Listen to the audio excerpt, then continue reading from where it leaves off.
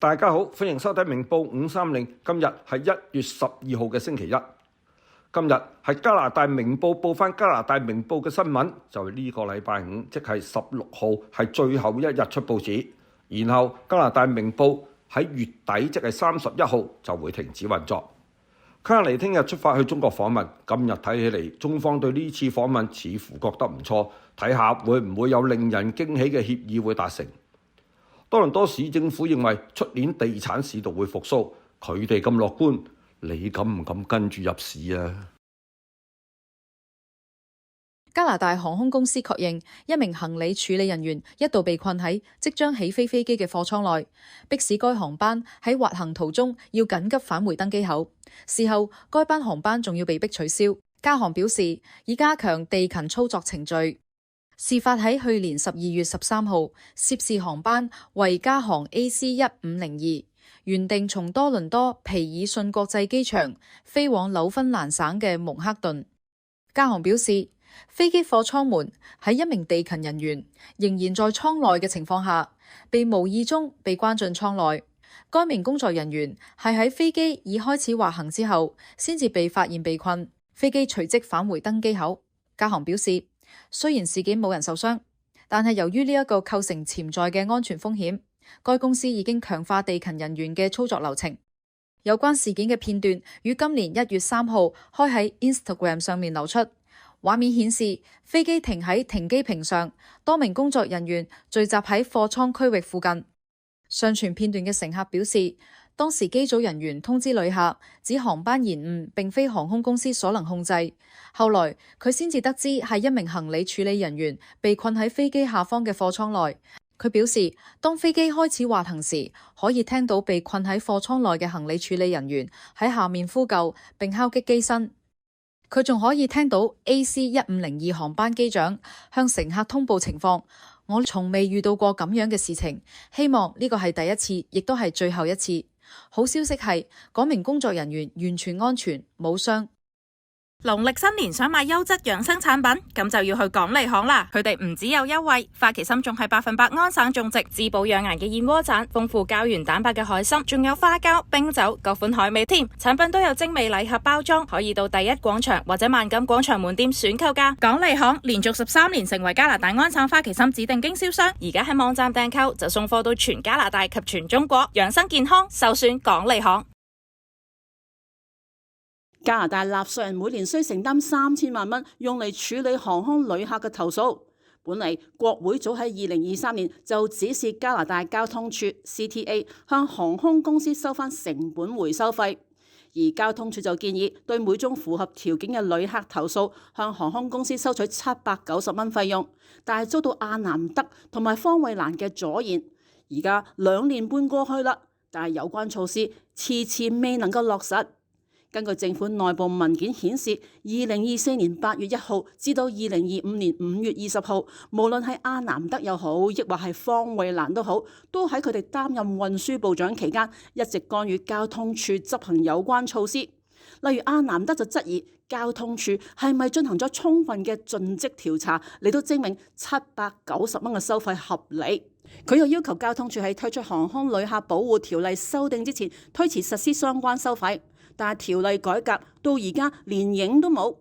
到咗2025年5月，方慧蘭上任運輸部長，交通處嘅主席甚至去信方慧蘭，表示當局已經準備好推出有關措施，但係最後一樣係冇下文。至於現任嘅運輸部長同交通處都拒絕評論事件。渥太華大學行政法與治理研究嘅教授戴利就形容阿南德嘅做法不當，指收費措施應該由交通處自行判斷，而唔係由部長決定。佢嘅行為係干預咗交通處嘅獨立性。喺收費機制停滯不前嘅同時，航空業界喺國會山嘅遊說活動非常活躍。自國會山指示交通處設立收費機制以嚟，加拿大主要航空公司同行業協會代表已經同政府官員舉行150次會面。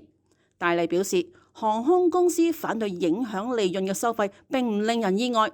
真正令人失望嘅係監管體系未能夠如常運作，咁樣令到加拿大人幾乎冇辦法行使佢哋賦予國會嘅權利，就係向航空公司索取應得嘅賠償。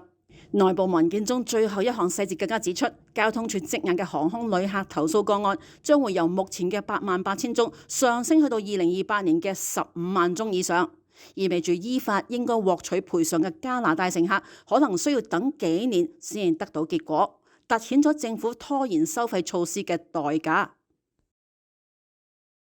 Athlon 5關鍵金幫助解除類風濕、便秘、前列腺炎、退化性關節炎、甲狀腺炎。Power 16活力16解決睡眠問題，提高骨質密度、荷爾蒙、性功能，可免費速遞到中國急需患者。多倫多恒豐豐泰超市滿地可均有代售，查詢289-228-2888。加拿大明報嘅員工表示，今日下晝佢哋收到嚟自香港總公司嘅終止僱傭關係信件，表示加拿大明報將會營運到呢個月，即係1月31號。而加拿大包括多倫多同埋溫哥華嘅明報將由1月17號開始停刊。喺多倫多明報地產金業做咗年幾嘅同事 Manson 表示，當佢聽到公司停止營運消息嘅時候，的確係有啲呆咗，但係又唔完全意外。因為當初入職嘅時候已經知道公司經營困難，對於從此成為失業大軍嘅一員 ，Manson 就話唔擔心就假。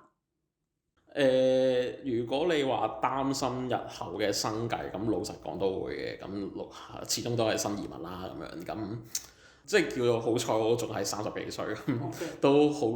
好似都仲係比較容易啲揾工啦。即係其實咁就希望喺。因為我哋失咗業之後，有一攞 EI， 希望攞 EI 期間可以揾到一份新嘅工作咯。幾年前獨自由香港移民加拿大嘅 Manson， 當知道好快失業之後，亦都有通知香港嘅屋企人，但係又怕家人擔心，於是只好笑笑口同母親大人稟告。佢話自問一直好努力做嘢，但係公司頂唔順，都冇辦法。加拿大明報員工表示，加拿大明報管理層向佢哋話，停止運作同埋停刊嘅決定係由香港總公司作出嘅，而有關嘅程序同埋安排亦都係由香港總公司直接操辦。加拿大明報管理層係按總公司指示行事。喺2022年8月28號，加拿大嘅《星島日報》宣告停刊之後，加拿大明報就成為唯一一份每日喺加拿大出版嘅中文日報。2024年年中，加拿大明報曾經因為財政問題發起群眾簽名，要求加拿大聯邦期刊基金撥款支持。當時有超過3000人簽名，但係最終並冇結果，亦未取得撥款。喺1月17號開始，隨住加拿大明報嘅停刊，加拿大即時就再冇每日出版嘅中文報紙。加拿大明報係嚟自香港嘅明報，而香港嘅明報係由查良鏞先生所創辦。查良鏞先生係有名嘅武俠小說家金庸。喺1993年嘅5月28號，加拿大明報喺多倫多創刊，同年10月15號喺溫哥華創刊。而查良鏞先生就喺1993年嘅12月完全退出明報集團，由于品海先生入主。到咗1995年嘅年中，明報股權再度易手，由馬來西亞華僑丹斯里拿督張曉卿爵士收購，而張曉卿爵士不幸喺舊年嘅11月11號逝世。我係 Porsche Centre Downtown Toronto 總裁 Helen Chin Kershaw， 歡迎嚟臨我哋位於 Lakeshore Boulevard 以東及 Parliament 全新陳列室參觀選購。嗰啲同房地產有關嘅公司、行業啊、團體啊咁樣，睇嚟你哋應該好好地同多倫多市政府合作，因為地產市道而家跌到25年嘅新低，但係多倫多市政府睇好出年嘅地產啦。佢認為2026年地產會復甦，所以地產業人士可以宣傳話多倫多市政府都睇好樓市，大家快啲入市買樓啦。多倫多市政府唔係得把口去講嘅噃，佢哋直情係將佢哋出年嘅預算裡面計好晒啦，就話房地產交易係會帶嚟比舊年多5000萬嘅收入。不過你要睇翻佢個往績，市政府舊年制定2025年財政預算案嘅時候呢，就估計土地轉讓稅嘅收入係9億9千萬，但係截至舊年秋季，實際只係得接近8億0500萬，少咗差唔多2億㗎。今年市政府職員提出嘅2026年財政預算案繼續假設嚟自土地轉讓稅嘅收入會增加，會去到8億5千萬。市政府嘅首席財務官孔福悌日前就講過，市政府由秋季嘅一啲趨勢睇到呢種復甦嘅跡象。呢一個預測過程包括咗對現有嘅供應量同埋銷售量進行評估，仲同埋啲唔同嘅金融機構溝通過㗎。市政府職員話，收入嘅部分增加係嚟自向成交喺300萬或者以上嘅豪宅加徵嘅土地轉讓稅。呢一項新政策上個月已經喺市議會裏邊表決通過。佢哋仲預期房地產嘅整體活動會喺今年即係2026年裏邊係有所增加嘅。多倫多市議會預算委員會嘅主席高雪莉話，成個房地產市場嘅放緩，呢一個就係多倫多市政府喺最近向300萬或者以上嘅豪宅加徵土地轉讓稅嘅原因。稅率係會調升由0.9% 去到1.1%。佢話呢一個特殊嘅市場而家仍然好強勁，呢啲都係有財力同埋有資源嘅業主嚟㗎，所以你有錢就會俾人閹㗎啦。市府喺過去幾年嚟對於嚟自土地轉讓稅嘅收入估算係曾經出現偏差，但係佢認為針對2026年嘅預測係保守同埋合理㗎。市政府係尋求咗最專業嘅建議，對潛在嘅收益做出咗最保守嘅估算，避免再陷入措手不及嘅境地。咁萬一市政府今次預測又唔準，收唔到8億5千萬嘅地稅，咁點啊？解決嘅方法好簡單，咁再到下一年就加翻地稅補翻就得㗎啦。到時加地稅嘅理由就係因為地產市道唔好，引致收入減少，而唔係因為市政府做得唔好。咁你都唔明？但係一樣嘢提醒下你嚇，如果你個人係相信多倫多市政府嘅預測，跟住入市買樓嘅話，咁你要好小心喎。市政府計錯數就可以挖市民個荷包嚟補翻佢條數，你計錯數係用自己荷包嘅錢去補數㗎。長城拍賣評估行長期徵集亞洲藝術拍賣會拍品，可以委託拍賣、寄售、現金收購，亦都可以上門洽談。電話查詢647-533-3888或者416-495-6888，或者上 Google 搜索多倫多長城拍賣行。總理卡里聽日就會啟程去中國訪問。中國外交部發言人毛寧今日係以相當正面而且高調咁講述卡里訪華之行。佢話卡里總理呢次嘅訪問係加拿大總理8年嚟首次訪華，中方對此高度重視。習近平主席將會會見卡里總理，為中加關係進一步改善發展作出新嘅戰略引領。李強總理、趙樂際委員長將分別同卡里舉行會談會見，就兩國關係同埋共同關心嘅問題全面深入咁交換意見。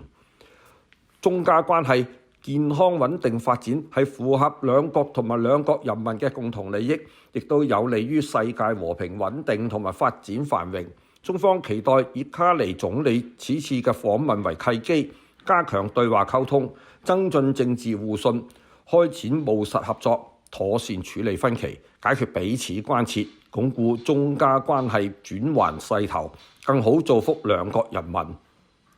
最近特朗普高市早苗佢哋嘅言行，都令到中國外交部例行記者招待會上面多咗好多火藥味。但係講到卡里訪華，就好似有翻少少陽光咁啦。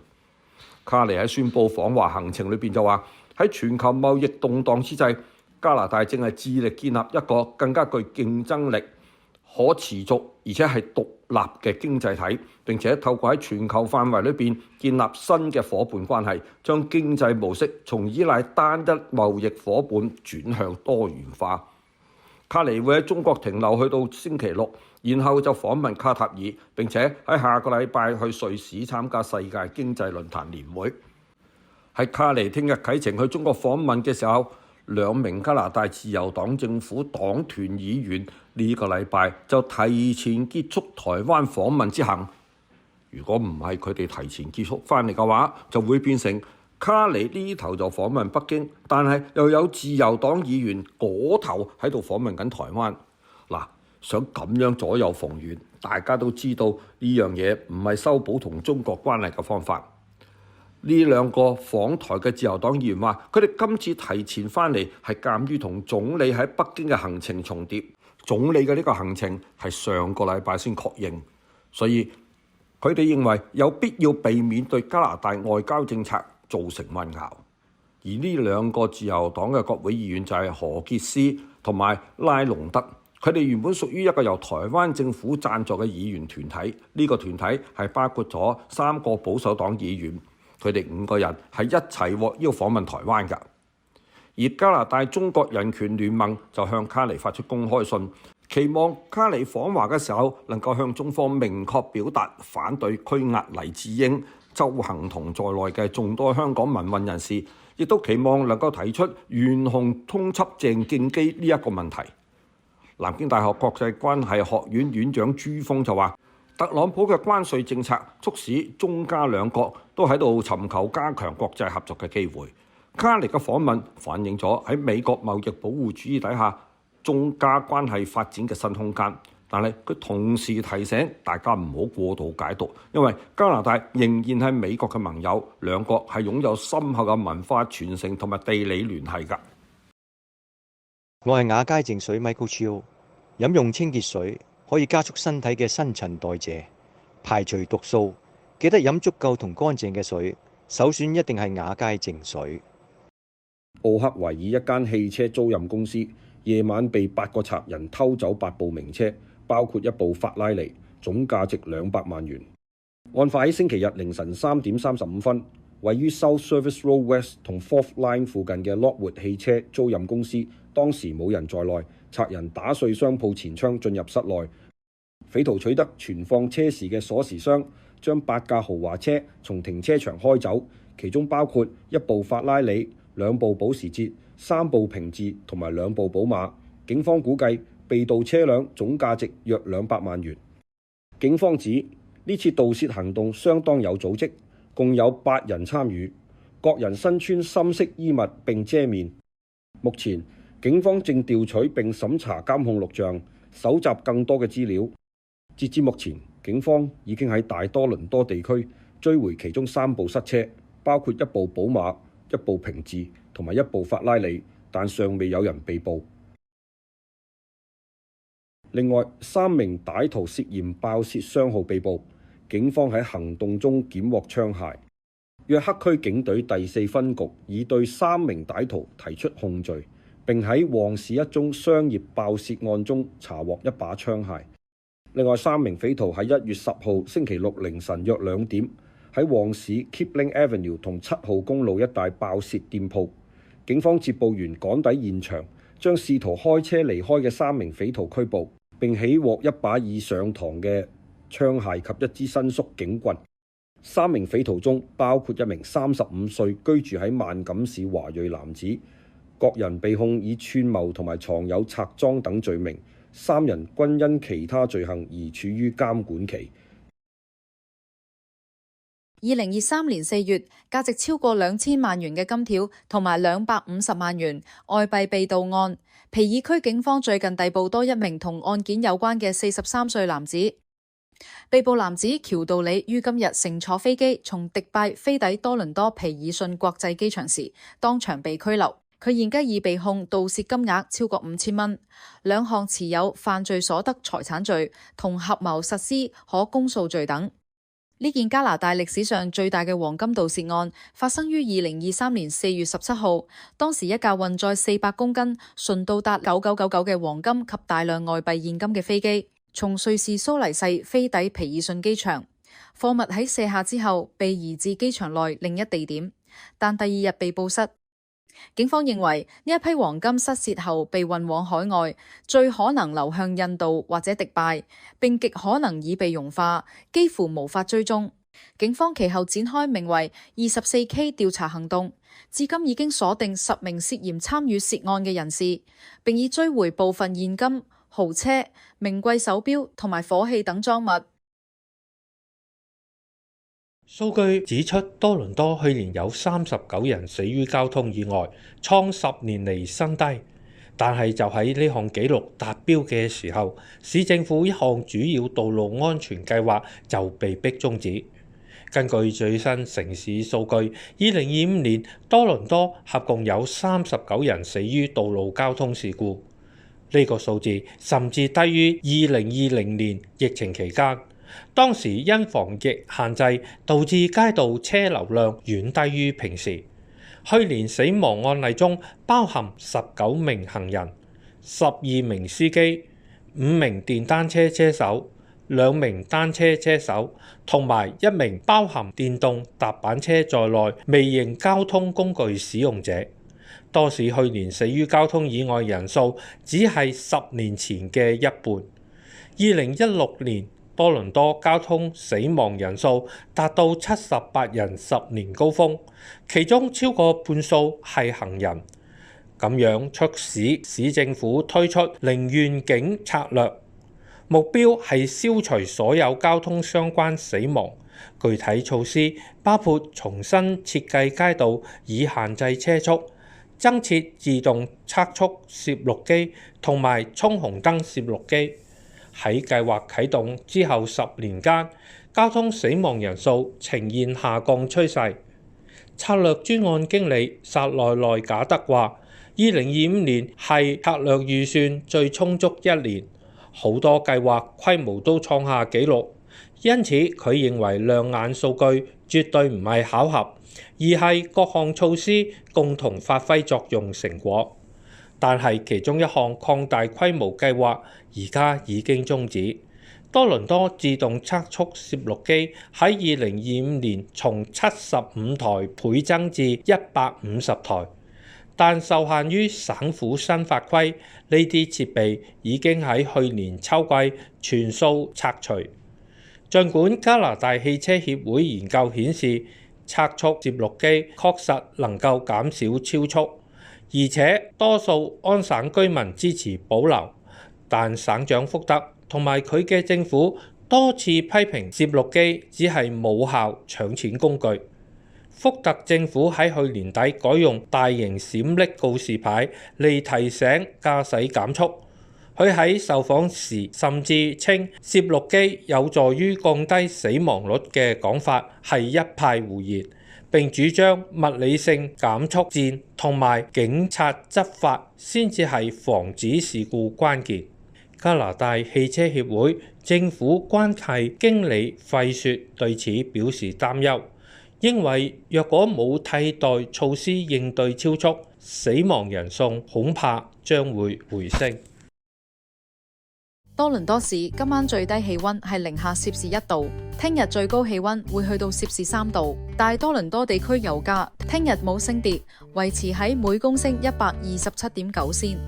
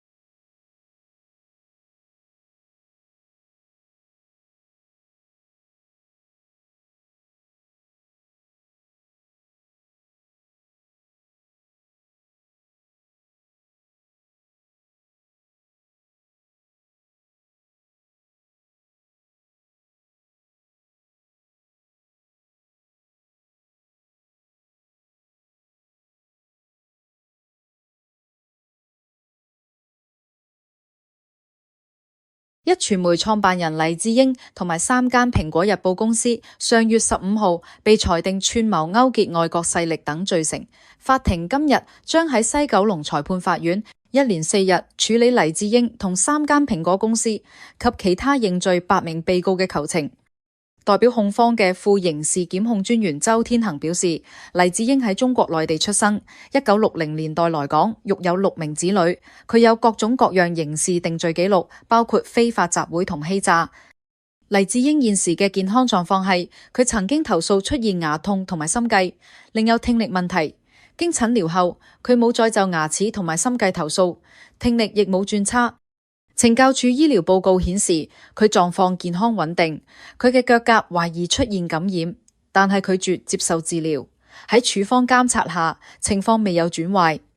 喺2020年底開始還押時，黎智英體重係80公斤，最新體重為79.2公斤，身高體重指數與開始還押時幾乎一樣。專家認為，根據亞洲人嘅標準，黎智英有肥胖症。黎智英喺2020年底還押之後，基於案件廣受公眾關注同埋擔心受到騷擾，佢申請單獨囚禁。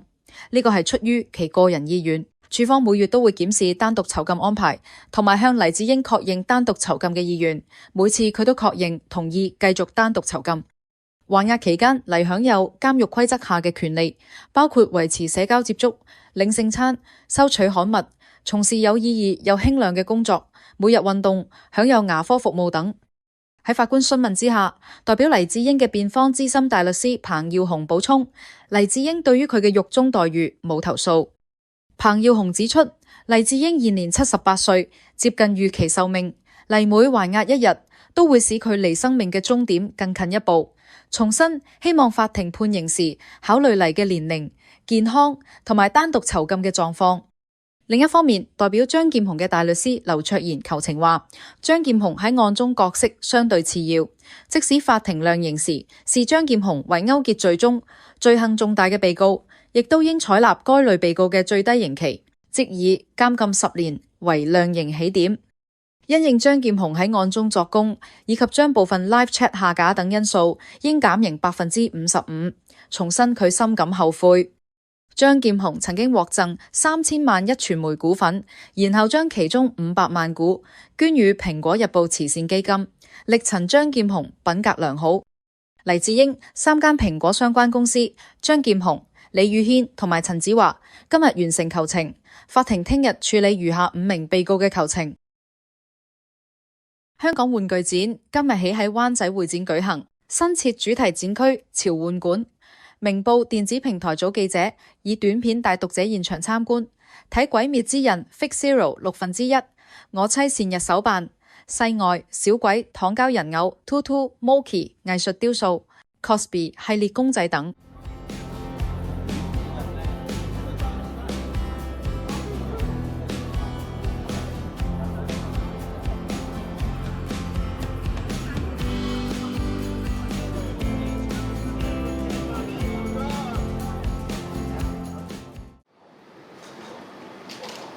呢度 ，hello。基哥係心情好翻啲未啊？都放低咗好多噶啦，因為點解？始終都係現實嚟㗎，要人始終都要接受現實。我為咗佢就喺呢個珠海嗰度咧，就組織咗一個家庭㗎，咁啊。即係買置咗業㗎啦，直情。未置業，租嘅啫，租嘅啫，但係都搞得幾好嘅，咁啊。都生活咗2個幾月喺嗰度，咁我去咗美國之後，翻到嚟之後啦，咁啊人去樓空啦。租幾耐？我就簽咗1年嘅，1年生1年死嘅。而家過幾多？過咗半年嘅，咁啊翻去，即係而家1個禮拜都係翻去1-2日到啦。我翻到嚟咁，佢同我講，佢話佢父母希望佢留低，咁就打理啲生意咁。我話咁樣亦都無可厚非嘅咁樣。我今日即係想見各位咧，都係想澄清呢一樣嘢。因為點解咧？因為喺網上邊咧，有好多人咧就哇講得我好弊家伙啫嚇，淫人妻女，哇好大嘅指控。至到呢個冬至嗰日，我同你一樣，我同你哋一樣，我先至知道嚇。原來佢係仲未離婚嘅，仲有個仔嘅。我直到即係同你哋一模一樣，咁所以當陣時俾我打擊實，都難以形容啦。唉，我自己當陣時都唔知做乜。會唔會覺得係俾人欺騙啊？當然當陣時我個打擊好大，咁啊亦都係諗咗好多嘢，亦都係好憤怒嘅。咁但係後來我諗深一層，佢亦都有佢嘅難處嘅，佢唔講出嚟。因為其實我都知佢，因為我自己知噶嘛。我同佢咁耐，佢係好愛我嘅，非常之愛我。我亦都非常之愛佢。咁佢好驚